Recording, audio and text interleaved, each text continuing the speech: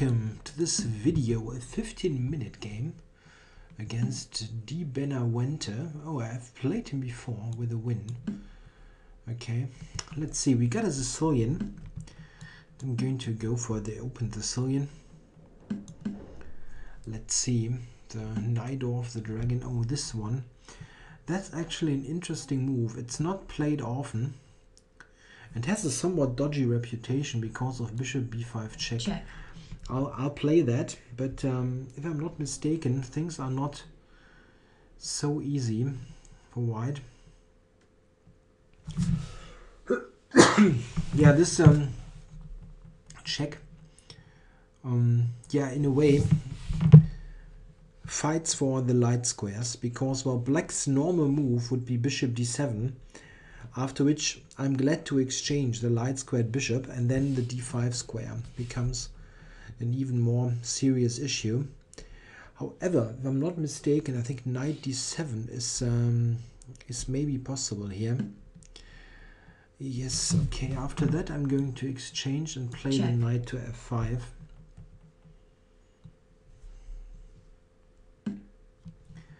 This check is also, in a way, the explanation for a6 in the knight off. a6 in the knight off sort of prepares e5 as it controls the b5 square. Okay, g6. Yeah. Okay, I'm going back to e3 because d5 is the spot for the knights here anyway.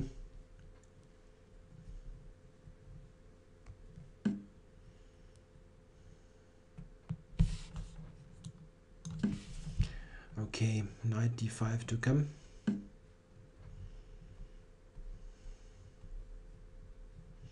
Yeah, I wonder if I can do that. Knight e to d5 and then maybe bishop to g5 next. Could be an idea. There's also always this funny idea, if he goes bishop g7 now, to play bishop to h6 using this knight f6 fork. But bishop g7, bishop h6, he can just castle, and then bishop h6 is not really helping me in any way. It's just the kind of flashy move showing, look, I can do that, but it's not really leading to anything great. What I'm trying to do here with bishop g5 is, if he should castle now. Okay, actually, in case of castling, I have two tempting options. A purely strategical one, and oh, he's actually almost forcing me to do it. What I was getting at is this is taking twice on e7 and then planting a knight on d5, which would be the typical case of the eternal knight, never to be kicked away from d5. On the other hand, here I also have knight f6 check, which is quite a good move.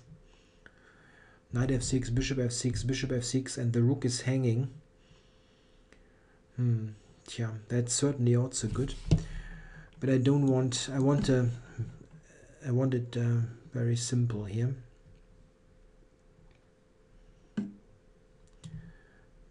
Just doing this, so that at the end I will have the knight on d5 and there's absolutely nothing black can do to chase it away. I could have gone there immediately, but there's no way to prevent it. I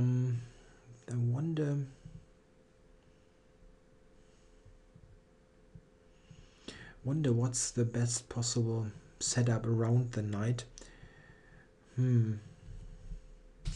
Yeah, I guess I'll play this first. The only counterplay of any sort that black has is with f5. And wondering what the best possible setup is. Knight, I'm not, in retrospect, I'm not even sure if knight d5 was so great. It blocks the d file, where I could start to increase pressure with heavy pieces, but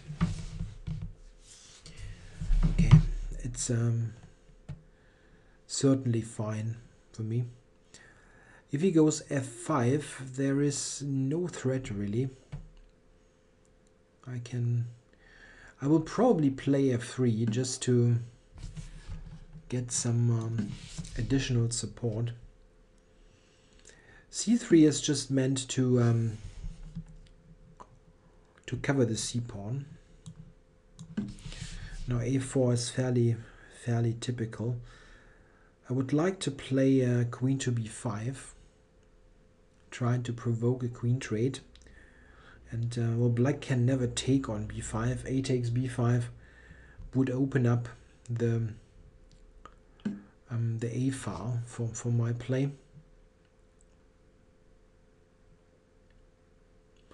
Yeah, I will play f3 just to give a bit more support.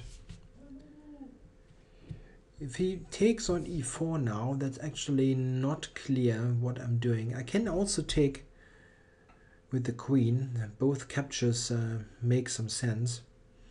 Queen takes was my original intention, but yeah, of course f takes e is also not bad at all.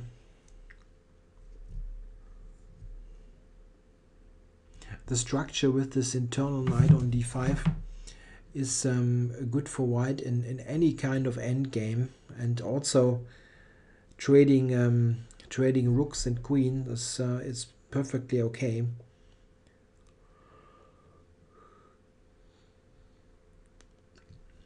In a minor piece endgame, the knight is just so much better because it's a totally static position.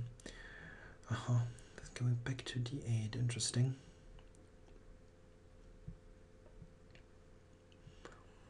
Maybe coming to g5 or h4. Okay, I'll take this chance to open up the queen side. Oh, this was a bit mistimed, maybe. Now that I think of it. Okay, queen a6, this was the original idea. But I'm not sure that this was... I thought after a5 maybe he could have taken first on e4. But I can take with the pawn, rook takes and queen takes f1. Yeah, that's true in fact. Yeah. Here an additional problem for black is that I'm threatening queen takes c8, winning the exchange. Yeah, the question is, should I even grab it, or is this maybe not even the best way to play? Queen c8, knight e7 check, king to h7 probably. Knight c8, rook c8, and then takes on e4. Yeah, that's in fact very good, as I'm threatening rook f7 immediately. So I can take that. The difficulty is a bit in this position to determine the best way possible, as there are many good ones, and if you manage to play the best move really like 2 or 3 times, it's likely to be the end of the game, and it probably eases the task that you have ahead of you. Oh, he's not even taking. Yeah, well, there is no threat whatsoever. I can check. Just give the check here. And now take on e4. So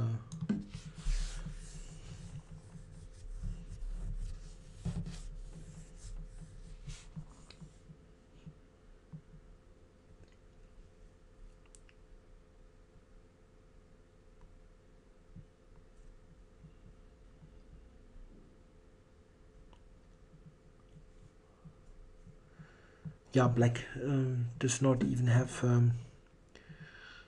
a check or any meaningful counterplay. It's got queen e3 maybe, but I use this knight now here to try to finish this quickly. Knight takes g6, being one threat. Check.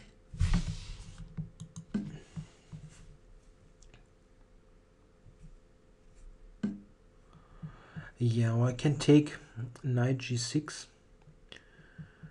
or maybe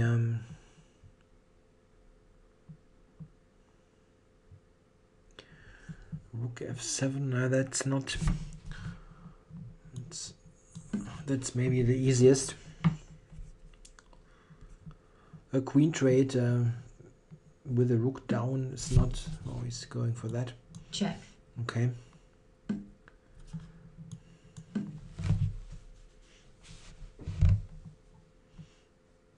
Yeah, black is a rook down in an endgame. That's really a bit much.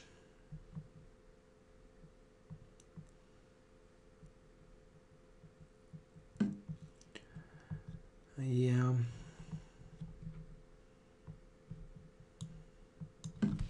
Threatening knight f5 now. So e3 knight f5 is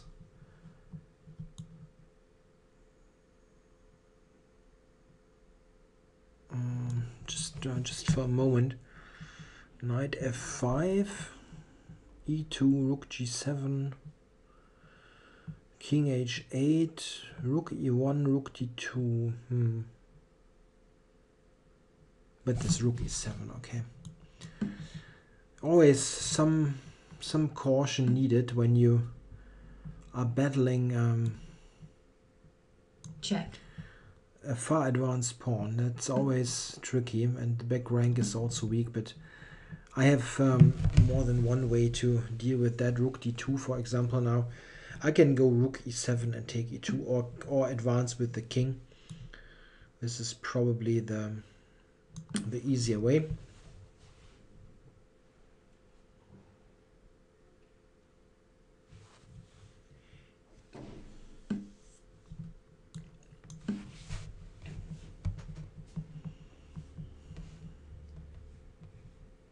Black resigns.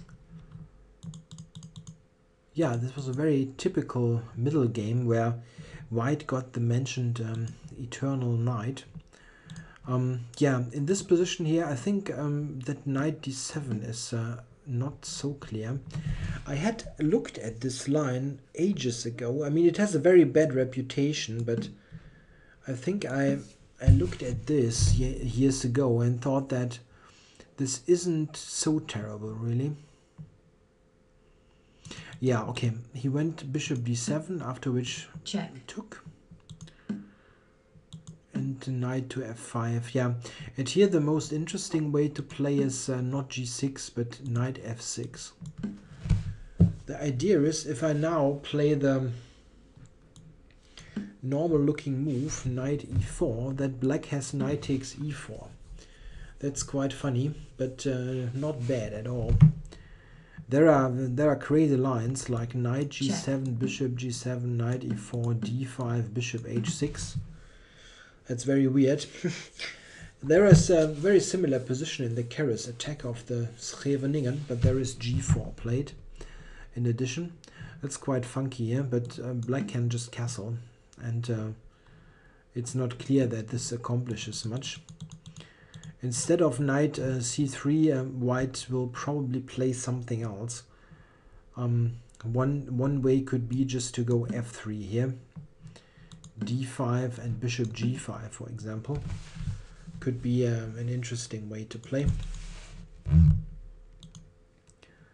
Yeah, g6 is not really helping, because you don't want the bishop on g7 really, because it's not doing much there.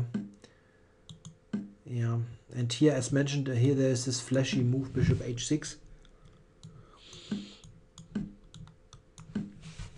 This, however, does not lead to anything, just quite equal. Yeah, bishop g5 was, I think, just okay. And now h6. Here it's interesting. I went for the totally strategic continuation, but Check. knight f6 also was interesting. This is not exactly bad, yeah? Like castles and then something. Maybe f4 is a computer suggestion. Yeah, I went for the strategical method, which establishes this, as mentioned, eternal knight on d5. And here white will play mostly on the queen side and along the d file. This is fairly typical initial setup. And b6 is of course very helpful because I'd like to have some sort of point that I can attack on the queen side. If he wouldn't have played b6, I still would have played a4, a5, rook a3, b3, these kind of maneuvers. But with b6, it was pretty clear that there is this a5 attack. I went here, and here I played a5. I'm not sure that this is timed so well. Not really. I have all the time in the world. Maybe I should have been a bit more cautious. This I'm not really sure about. He took and queen a6, and I'm not totally sold on this. Rook b8, for example, is a good move. Yeah, it's not clear that this is so great, really. I played a5 a bit too quickly.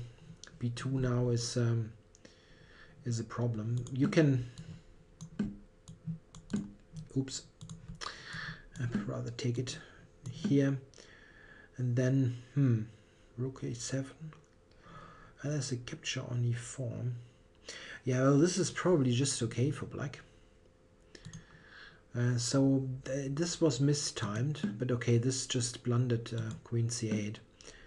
And okay, well, this is not helping much. This is what I thought. Come on, takes. And now take here. Yeah, and now white is threatening to enter here. Black has no way really to hold this. It's just the a pawn is weak and this is a dead piece, so white will win this quite easily in any case. Yeah, it's this is not totally bad, this move, but there is some reason why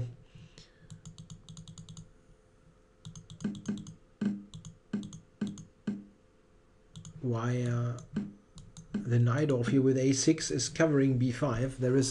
There are multiple reasons for that, but this is one reason. In fact, e5 is very comparable to what we had on the board, and this is sort of the